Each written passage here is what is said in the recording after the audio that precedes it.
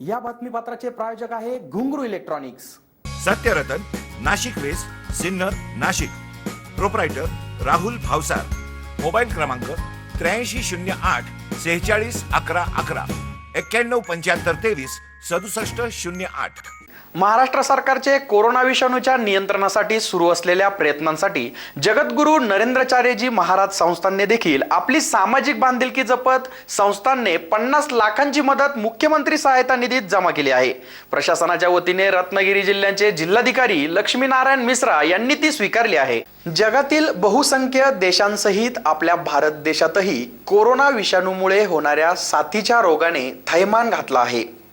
या संकटासमयी मानवता हाच धर्म व मानवतेची सेवा हीच खरी ईश्वर सेवा मानून जगद्गुरू नरेंद्राचार्यजी महाराज संस्थान श्री क्षेत्र नाणीजधाम यांच्या वतीने कोरोनाग्रस्तांसाठी त्यांना सहायता म्हणून 50 लाख रुपयांची आर्थिक मदत महाराष्ट्राच्या मुख्यमंत्री सहायता निधीकरिता देण्यात आली आहे।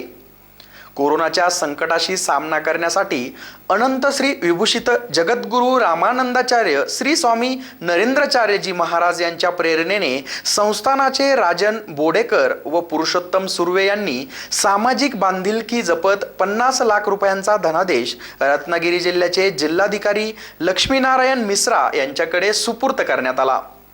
या सहायता निधीबाबत महाराष्ट्राचे मुख्यमंत्री उद्धव ठाकरे, खासदार विनायक राऊत, उच्च शिक्षण मंत्री उदय सामंत यांनी संस्थानाच्या कार्याचे कौतुक केले आहे।